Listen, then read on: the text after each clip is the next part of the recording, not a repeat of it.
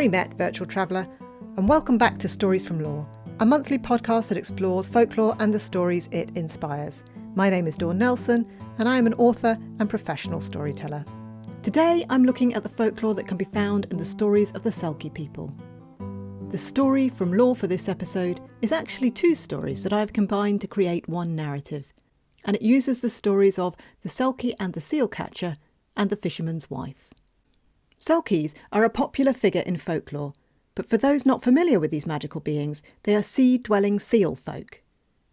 Seals in the water and beatific human beings on the land, once they shed their skin, their beauty is renowned, and it is easy for an unsuspecting fisherman to fall in love with one. But unlike mermaids, this is often to the Selkies' detriment, not the humans. Selkie stories typically involve female Selkies, but Selkie men and children also exist, and I'll be talking about those a little later on. Once the Selkie has shed their skin, they love nothing better than to dance and sing on the shoreline, although their song is often described as haunting and mournful.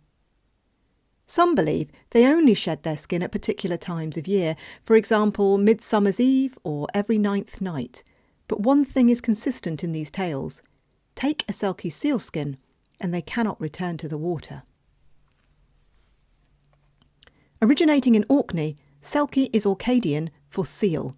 However, Selkies or seal people also appear in Irish, Scottish, Scandinavian, Sami and Inuit folklore. There are two origin stories involving the Selkies, one that they are angels cast out of heaven for a minor sin which does not warrant them being sent to hell, so a little like the hidden folk of Scandinavia in this respect. The second hypothesis on their origin is that they're the souls of drowned folk. The Selkie and Finn folk mythologies perhaps came here with the Norse settlers or the Sami folk. The Sami would often travel in boats covered in skins. These were often seal skins, and they would travel down the Arctic ice floes. As they went, the boats would gradually fill with water, so occasionally they would have to land the boat and dry it out. With the weight of the water in the boat would have been partially submerged at this point, and so as they came up onto the beach, it would perhaps have looked like the Sami in the boat were the seals emerging from the water. This myth was further solidified by the fact that they would have to remove their cloaks that were made of seal skins to dry on the ground. As these people were not known in the land that they had travelled to, they may well have appeared ethereal and unearthly, hence the myth of the Selkie people. Often in stories, a Selkie woman is held captive because a human man has her skin. So if the Selkie women often find themselves falling prey to the lustful ways of human men, what of the Selkie men? Well, they're not so innocent themselves. Selkie men will hang around a wedding party of a newly married bride and try to steal her away. To prevent this, it's the tradition to have two people walking around the house where the wedding party is, to act as guards and to warn the groom should a Selkie man approach. But the groom must do his bit too to protect his bride. He must keep his right arm around her shoulders with his hand resting on her heart and kiss her every now and then. Selkie men, like mermen, prefer human brides. And, well, these brides are not always unwilling. In some legends, women even sought them out. But if a human woman wishes to entice a Selkie man to the shore, well, she must perform a very specific ritual. She must go to the edge of the sea and cry 7 tears into it, whereupon a handsome Selkie man will appear and seek unlawful love. So what of the children that are a product of these unions? Selkie children were frequent enough for there to be well-established ways to spot them. Webbed hands and feet that no matter how well cut will grow back and eventually become calluses.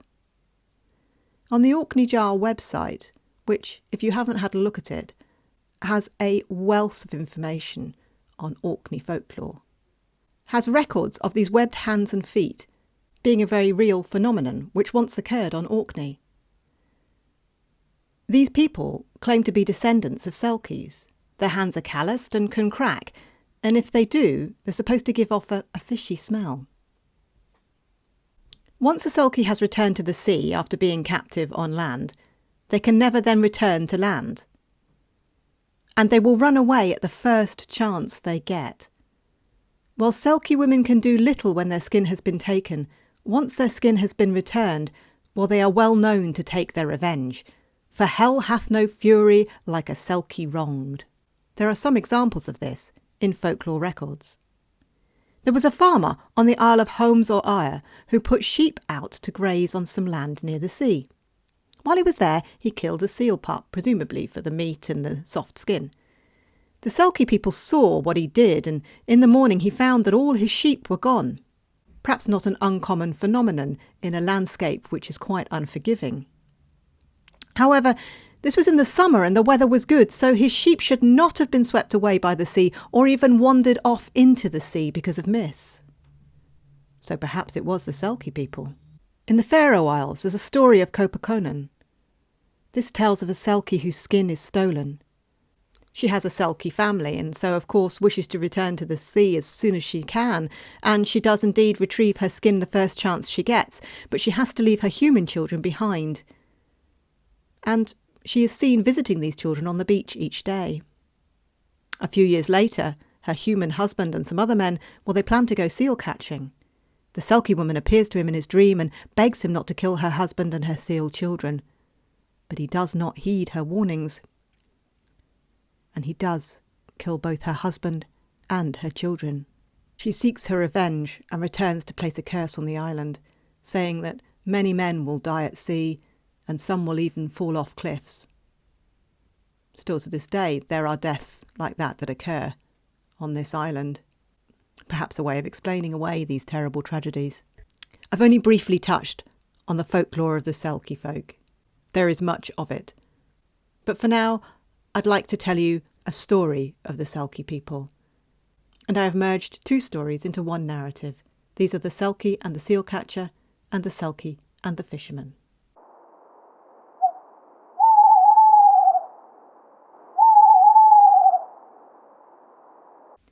Come with me across the oceans to a tiny island.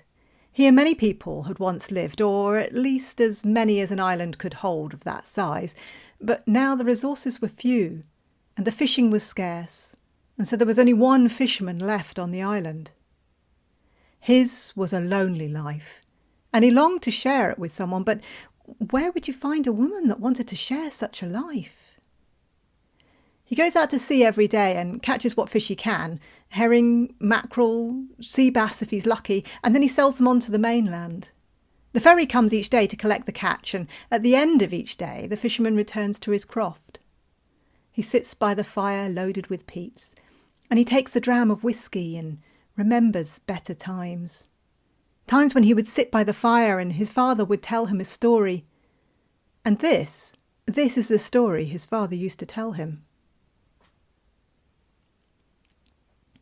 His father was a seal catcher.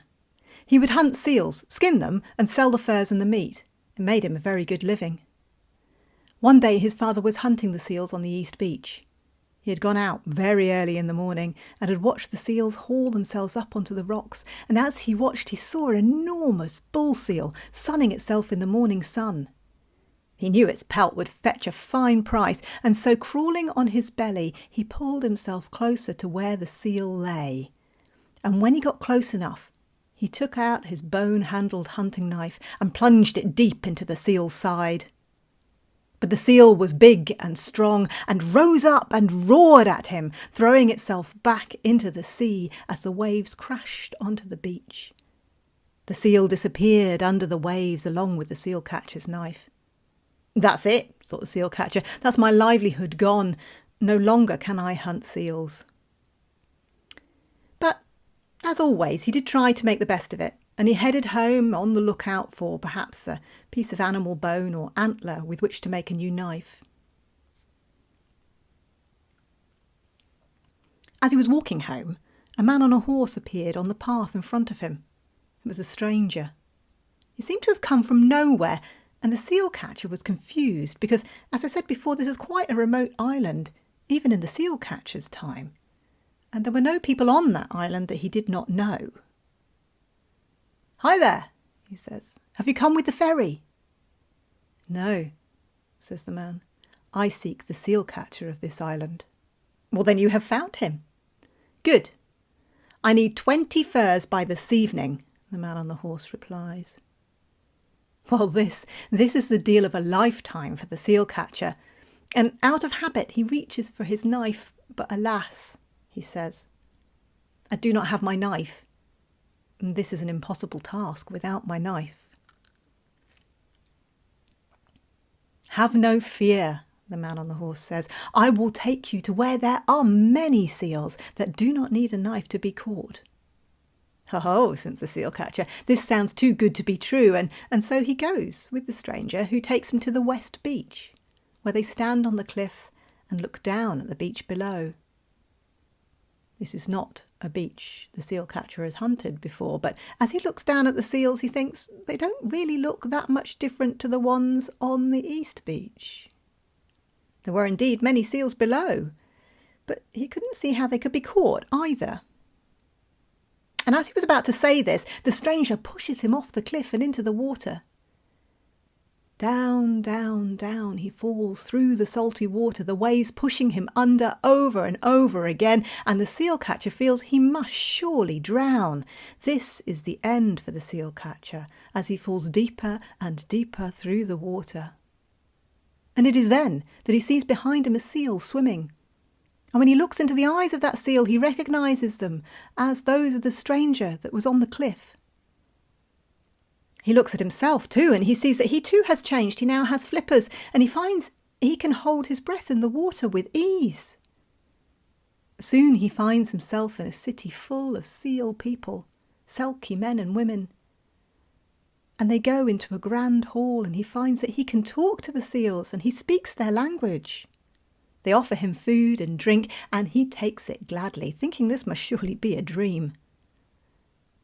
As he eats, they tell him the story of how one of their seal brothers is injured. He listens to the story with sympathy. But when they ask him for help, he does not see how he can help. "Come with us," they say, and they take him to a room where the injured seal lies. When he sees the seal, he recognises the hunting knife stuck in the seal's side, and he falls to his knees, sobbing and begging forgiveness, for he sees what he has done to this seal and his people. The other Selkies hurry around him and hug him with their flippers and nuzzle him with their soft noses against his skin to dry his tears, and they say, "You do not need forgiveness. You knew not what you did, but you know now. Now we ask that you give us your love and respect, and if you remove the knife, the injury will heal itself. For it was you that put it there, and it is you that can heal it." And so the seal catcher removes the knife, and the wound does indeed heal as if it was never there. He rejoices and celebrates with the seal people, who then guide him up to the ocean's surface once more, where he then travels home to his wife and son. He tells his son of this story, and he tells him that this is why, from now on, we do not catch seals. We will be fishermen of this island, and we will only take what we need.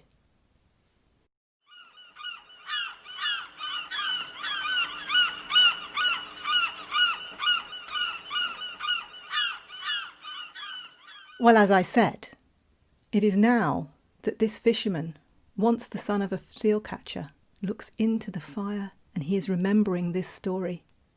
And he thinks of those Selkie men and women and how they offered his father love and kindness, comfort and companionship, and how he is the last of the fishermen on that isle. For he has no wife and he has no children. And it is as the fisherman is looking into the fire that he gets to thinking that maybe he should go and find one of these Selkie people that offered his father this love and respect. And so it is that he makes up his mind that the next day he's going to go down to the west beach where he knows the Selkie folk are. And he gets up early in the morning and he sets off and goes down to that beach just as the sun is rising. his hazy corona hanging on the horizon, oozing pinks and oranges, purples and yellows into the morning sea. He walks down onto the beach and lies down so that he is hiding behind the dunes, and he waits. He waits for the Selkies. He does not have to wait long, for soon a group of seals come up and onto the beach. They shed their skins and leave them on the rocks so that they may dance and sing in the morning sun. They are the most beautiful, handsome humans he has ever seen. Ethereal, magical, beatific, the fisherman is transfixed. These are the Selkie people. The fisherman sees a Selkie woman whose smile lights up the beach, and he decides that she will be his wife. He is overcome with lust and the need to be with her, and he knows from the stories he has been told that if he takes her skin, she cannot return to the sea. And so he crawls slowly from behind the dunes until he gets to the rock where her skin lies, and he carefully reaches out and pulls the skin towards him. None of the Selkies see. He runs home and hides the skin beneath the floorboards before returning once more to the beach to claim his prize. He waits until the Selkies sing and dance no more and begin to return to the sea. He watches one by one as each one of the Selkies finds their skin, transforms and swims away. All that is, except one. And that is the Selkie woman he has chosen to be his wife. She stands on the beach, confused, afraid. She cannot find her skin. And it is then that she sees the fisherman watching. And she knows he has the skin. And so she looks him in the eye and she sings the Selkie song. Selkie woman, here I stand, return the skin to me. I was never meant to stay on land, I must return to the sea. The fisherman hears the sorrow in her song, but he does not care. You can sing to me as much as you like, but you will come home with me and you will be my wife. You will keep house for me, you will keep me company, you will comfort me, and we will love and respect each other. Well, of course, this was no way to start a marriage based on love and respect. And the Selkie woman knew that, but the fisherman, well, he was blind to it. What else could the Selkie do? She had no choice. He had her skin. And so she returned with him, hoping that maybe she would be able to find her skin one day and escape. The days rolled on, the months rolled on, and soon she found herself a good life. She was looked after well, and she kept house, and she did what she was asked, but she was missing something. She was missing her people. It was then that she discovered she was pregnant, and soon the Selkie and the fisherman had a family. And she forgot about that ache inside, for she had a son and a daughter to occupy her. And they made the hole that she had learnt to live around seem a lot smaller. Her children too were Selkies, as that's the way it goes, and her Selkie children often asked her what was wrong, as they could see the sorrow that dwelt in her heart. Not only that, but their smell was as good as a seal's, and they could smell that they were not like their father. And so they asked the questions, and their mother had to tell them of their family in the sea and her missing skin. She told them of how she sang to him and that their father would not listen and would not return her skin. "But mother," they said, "we know where your skin is. We have seen father with it. He keeps it under the floorboards." She could not believe it. "Show me," she said, "and I will take you to your grandparents. You will be reunited with your kin, and we will live as Selkie people." The children saw the joy in their mother's eyes, and so next time their father went out fishing, they showed her where the skin was, and together they returned to the West Beach. She showed her children how to summon their own skins, and together they disappeared into the waves, never to return. When the fisherman got home, he found his house empty once more, and he knew what his heart had always told him, that you cannot keep something that does not wish to be kept. And so that is the story of the Selkie and the fisherman. And so I shall leave you with this. If sometimes you should find seals they sing to you, well, they are Selkie men and women, and to the sea are true.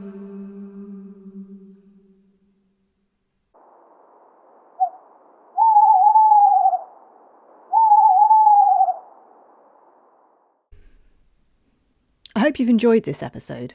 There are so many tales of the sea, and is it any wonder given the perils it holds for so many? And there are many shape-shifting sea folk. Before I go, I'd just like to tell you about the shellycoat. Shellycoat hails from the Scottish borders, and the shellycoat is a bogle with a horsey laugh. He's mischievous and at times malicious, but if he takes off his coat of shells, he is powerless. So there you go. It's not just the Selkie people that shed their skins. You can find an extended version of this episode featuring a look at the folklore associated with the Finn folk and mermen, plus the Icelandic story entitled Then the Merman Laughed, which gave rise to the phrase Then the Merman Laughed, which is still used in Iceland today, over on my Patreon, Rewild Yourself Through Story. You can also find digital zines and audio stories, and you can find my Patreon by going to www.patreon.com/DD Storyteller. I do hope to see you there, as I'd love to tell you another story. A big thank you to all my patrons, without whom this podcast would not be possible. There are other ways that you can support the podcast, and these are leaving a review. These help the story's journey out into the world and to reach new audiences, and telling your friends and sharing the podcast with them. You may notice that Season 1's shows are being released weekly, and that's because these shows were originally aired as live stream shows earlier this year, and I've now converted them to audio for the purposes of the podcast. Season 2 will be launched in the new year, and the episodes will then be released monthly. For more stories woven with folklore in the old ways, you can also find me on Facebook as DD Storyteller and on Instagram as @DD_Storyteller. I also have a Facebook group called Stories from Lore, and there we share folklore and music and books and chat a little about the podcast. Thank you for listening, and I'll see you again soon for more Stories from Lore. Toodle pip!